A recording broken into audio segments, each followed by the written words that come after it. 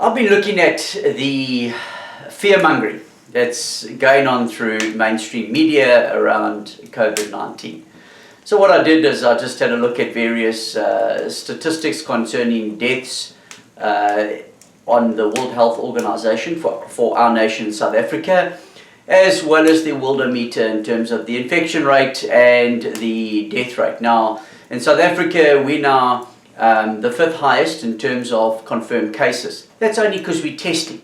If you were in a country that did no tests, does that mean you have no corona cases? That's how ludicrous the thing is. So obviously we've done a lot of testing. America have done the most, 46 plus million tests. That's why they have the greatest numbers. Now, at the same time, I appreciate that the infection rate is probably 50 times plus higher than what we even know because you just can't test everyone. But as people get tested, more and more people obviously are going to have the virus. And again, this is a virus which doesn't just disappear, it's got a burnout. And so we stuck with it for a period of time until maybe vaccinations come along. But there's a good chance that most people are going to ultimately get the virus. You can't hide from this virus. So I just went now to look at a couple of stats because of all this fear-mongering that's going on. So many people have bought into how bad the COVID actually is. But how bad is it really?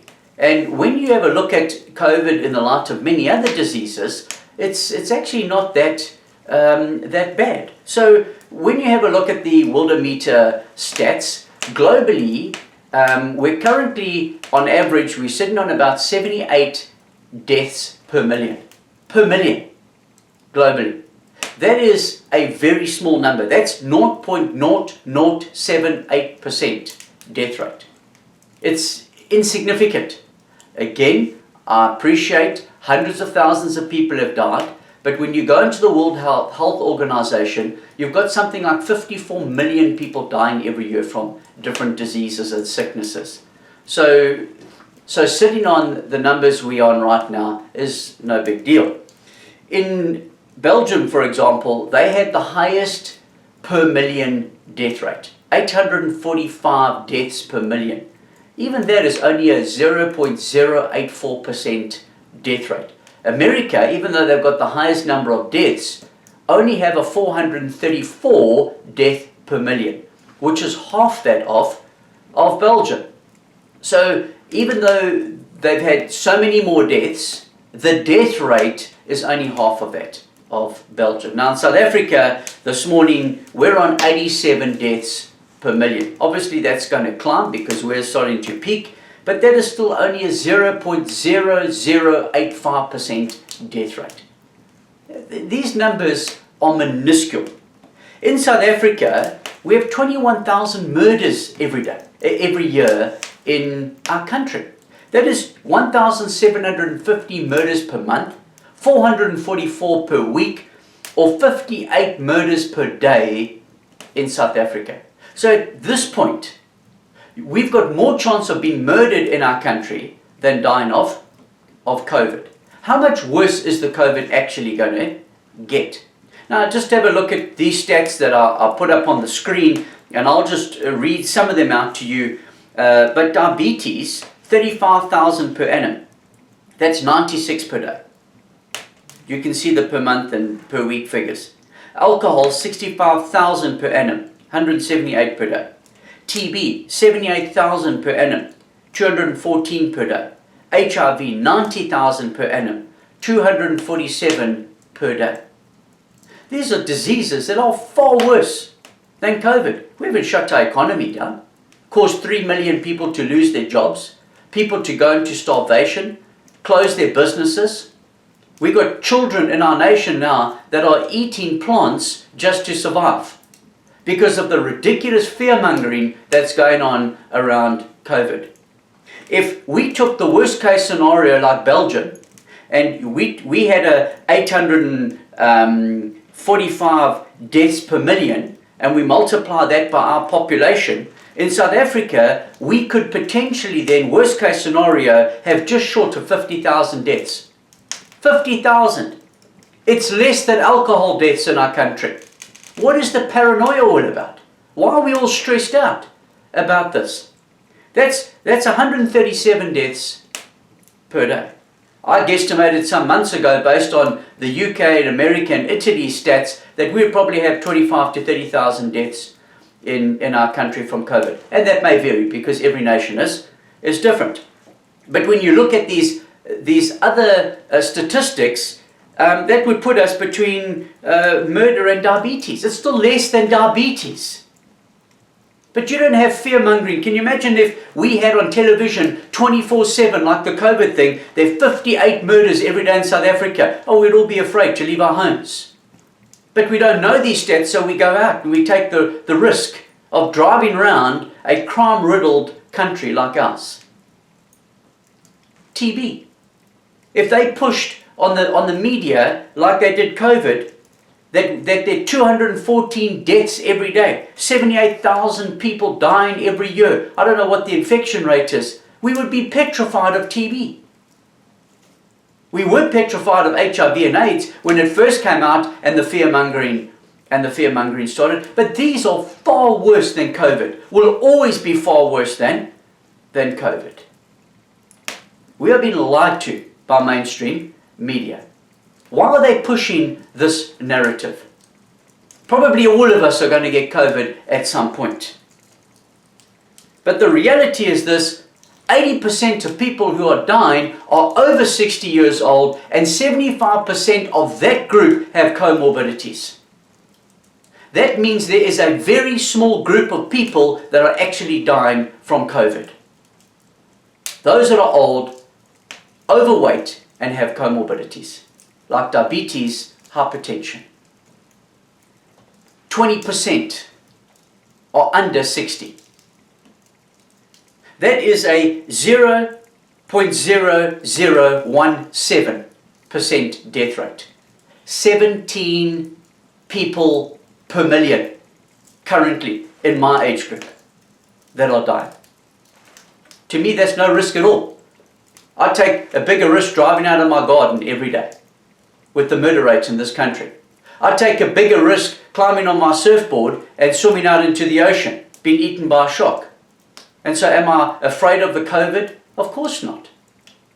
I appreciate I could potentially die from COVID, but I'm not going to lock myself up and live in fear when there's a death rate percentage of 0.001%. And so when you consider the numbers, between 300 and 650,000 people die of influenza every year. We're heading towards that 650,000 mark right now, globally. But we know the numbers have been inflated. Because how many people have died from various other diseases? How many have died from the annual influenza? But because they tested positive for COVID, it's a COVID death. This is just fear-mongering. To truly appreciate how many COVID deaths there were, we would have to wait till 2021, look at the stats for 2020, and see how many people died of TB and HIV and influenza and things like diabetes in our country. And I guarantee you all those numbers would have come down because many of those were classified as COVID deaths. I'm convinced of that. And so why all the fear-mongering? Well, I'll tell you why. Because we're going to have vaccinations pushed on us. We think of why are we testing so much in South Africa? I look at the rest of Africa and they're doing very few tests. And some of those countries like Rwanda are far more advanced than what we are. Why are we testing like this? Then you suddenly start realizing organizations, for example, like CoviPass, which is a digital passport, have selected 15 countries where they're going to roll it out to over 50 million people. And then we're one of those countries. And so I look at who are the 15 countries that they're rolling it out to. And it's quite interesting that those 15 countries that they're going to roll out the digital passport to are also the 15 countries that are doing the most testing. Scare the people into getting the digital passport. Scare the people into taking the vaccinations. This is all a fear-mongering tactic. Again, the virus is real. Hundreds of thousands have died. Every one of us potentially could die. But the risk is absolutely minuscule. Even if we have, worst case scenario, 50,000 deaths in this country, it's still less than alcohol-related deaths. You know, in our country we banned alcohol and cigarettes, and everyone was up in arms.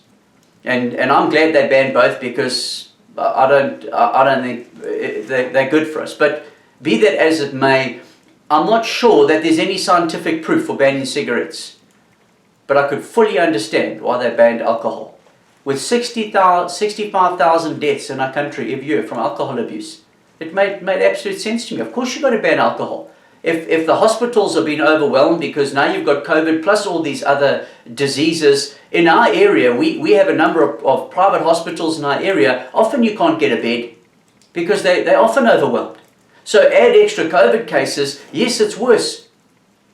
Now, if you're going to allow the alcohol abuse to continue and that current death rate to continue, yes, it's a major problem for the hospitals. That's why they banned alcohol. It makes perfect sense because of the stats. But most people in our country don't understand the stats. Maybe you don't even know these stats. So right now, you've got more chance of being murdered in this country. And even at a worst case scenario, we probably stand less chance of dying of COVID than the average person through alcohol abuse. You make up your own mind. But here's my challenge.